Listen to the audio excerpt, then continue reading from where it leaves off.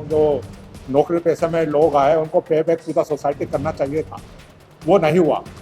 हमारा अभी तक मेरा मानना है कि हम बहुजन समाज नहीं बना पाए। बहुजन एक टाइम में बना था जब मुलायम और मायावती जी की सरकार बनी, उस वक्त एक बहुजन समाज बनकर आया था, लेकिन वो किसी षड्यंत्र के तहत आरएसएस ने उसको वो जो उनका मेल मिलाप तोड़वाया और वो जो भाईचारा था वो खत्म।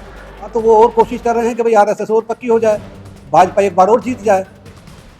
वो लोग कुछ काम नहीं कर रहे हैं सिवाय भाजपा को जिताने के। हमने जब से काम करना शुरू किया समाज में, हम हमेशा सामाजिक परिवर्तन की बात करते रहे, व्यवस्था परिवर्तन की बात करते रहे और लोगों को पढ़ना और पढ़ाना सिखाते रहे।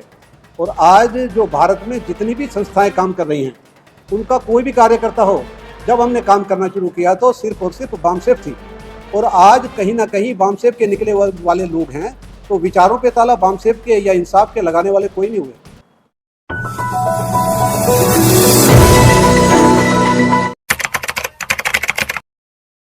SC, ST, OBC, माइनॉरिटी और बैकवर्ड कास्ट के जो लोग हैं, गरीब लोग हैं, उनको उनका हक मिल सके।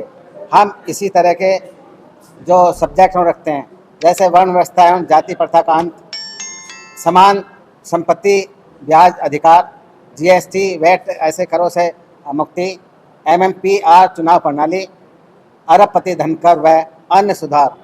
देश हमारा यही है कि हम उनके गरीबों का संविधान की रक्षा कर सकें, संविधान में जो उन्हें अधिकार दिए गए हैं वो अधिकार उन्हें मिल सकें, और जो आजकल जो SC, ST, OBC माइनॉरिटी पर जो अत्याचार हो रहे हैं वो कम हो सकें। सर, अभी भारतीय संविधान को लेकर हाथ में पूरे भारत वर्ष के अंदर घूमे थे, लेकिन जब संविधान पे आँच आई, जब बाबा साहब की मूर्ति हटाई गई, उन लोगों ने बाबा साहब के बारे में एक भी शब्द नहीं बोला। नहीं, वो जिन्होंने नहीं बोला ना, वो लोग भी मनवादी हैं अंदर से। बाहर से ही तो वो हम दिखावा करते हैं कि हम समाज के लोग हैं या इस देश के हित के बारे में सोचते हैं। वो सिर्फ अपने बारे में सोचते हैं। आपको क्यों लगता है संविधान खतरे में? संविधान खतरे में है। इस संविधान में जो निहित चीज़ें हैं उनसे उसका अधिकार मिल कहाँ रहा है लोगों को।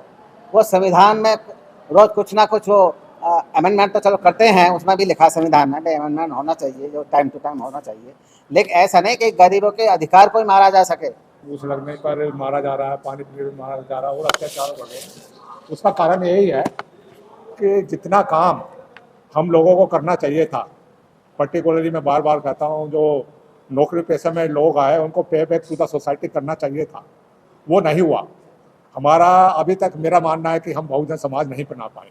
आज हम देख रहे हैं कि संगठनों में, जैसे हमारा भी संगठन है, तो उसमें कुछ कमियां हैं। जैसे हम बहुजन समाज की बात करें तो उसमें माइनॉरिटी भी आता है, लेकिन माइनॉरिटी के लोग हमारे साथ बहुत कम है।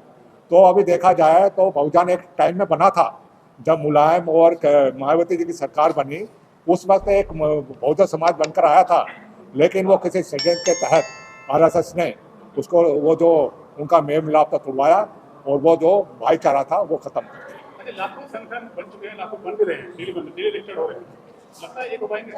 सर, ये बात तो बेईमानी है। लाखों संगठन है कहाँ? आपको नगर आता, हमें तो नहीं आता। अभी बाबा साहब की प्रतिमा के लगाने के लिए जब जंतर मंतर पे कितना बड़ा प्रदर्शन हुआ, उसमें हमने गिने 35-40 बैनर मिले हमको, टोटल 35-40 बैनर मिले। लाखों संगठन था तो वो तो बैनर ही लगाने थे, बैनर लगाने वाले भी लोग नहीं आए वहां पर। तो आप कह रहे लाखों संगठन है, ये सिर्फ कागजों में है, हकीकत में नहीं है। राहुल जी, बाबा साहब अब हमारे बीच में नहीं आएंगे, सब बाबा साहब की बातें करते हैं, लेकिन अभी तक किसी संस्थान है या लोगों ने ये नहीं बताया कि हमने इस पर काम किया है, क्योंकि बाबा साहब का सारा प्लेटफॉर्म खाली पड़ा है, एजुकेशन का, नौकरियों का और सारे जो धर्म का सारा प्लेटफॉर्म खाली पड़ा है। सब राजनीति की तरफ क्यों? क्योंकि शॉर्ट टर्म बेनिफिट देखते हैं लोग। सबसे बड़ा मुद्दा है कि मुझे आज ही हलवा खाने मिल जाए।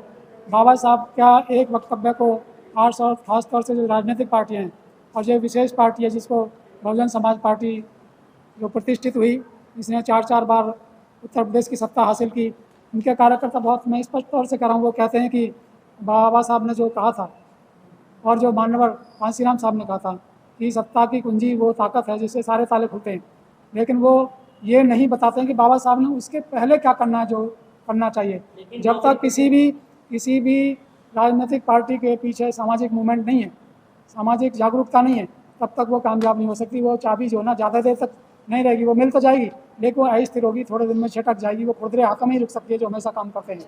इसलिए हुआ ये जो कुछ भी होता है। मूल्यराम जी, इस समय व्यवस्था ये हो गई है कि गले में माला विचारों में ताला। ये जिन लोगों से लड़ाई है, अगर आप लोग ही, अगर मैं आप सीधा नाम ले रहा हूँ, आप ही लोग बढ़िया होते तो आज विदेश भी आपकी तरफ निगाह उठाकर देखता और आपकी हेल्प करता। गले में माला और विचारों पे ताला। विचारों पे ताला। देखिए, ये जो आपका सेंटेंस है बिल्कुल बढ़िया है, पर मेरे ख्याल से अगर ये राजनीतिक लोगों से पूछते तो ज़्यादा अच्छा होता। हमने जब से काम करना शुरू किया समाज में, हम हमेशा सामाजिक परिवर्तन की बात करते रहे, व्यवस्था परिवर्तन की बात करते रहे और लोगों को पढ़ना और पढ़ाना सिखाते रहे। और आज जो भारत में जितनी भी संस्थाएं काम कर रही हैं, उनका कोई भी कार्यकर्ता हो, जब हमने काम करना शुरू किया तो सिर्फ और सिर्फ बामसेफ थी। और आज कहीं ना कहीं बामसेफ के निकले वाले लोग हैं, तो विचारों पे ताला बामसेफ के या इंसाफ के लगाने वाले कोई नहीं हुए। और हम अपने गले में माला की तो कभी बात ही नहीं करते। जब माला की बात है तो आप राजनीतिक लोगों से करिए, उनकी कोई नीति नहीं होती, उसे राजनीति बोलते हैं। सर, अब भी कंस्ट्रक्शन क्लब के अंदर 50 लोगों ने अलायंस किया है और जिनके पास में 5 आदमी नहीं है। एक पार्टी बनाने में कम से कम 11 आदमियों की सदस्यता होती है, लेकिन फिर भी वो अपना दम भरते हैं कि हम समाज को इकट्ठा करेंगे, समाज के बीच में जाएंगे। बहुजन समाज के लोग थे, सारे बहुजन समाज के। हाँ, तो वो और कोशिश कर रहे हैं कि भाई आरएसएस और पक्की हो जाए, भाजपा एक बार और जीत जाए। वो लोग कुछ काम नहीं कर रहे हैं सिवाय भाजपा को जिताने के।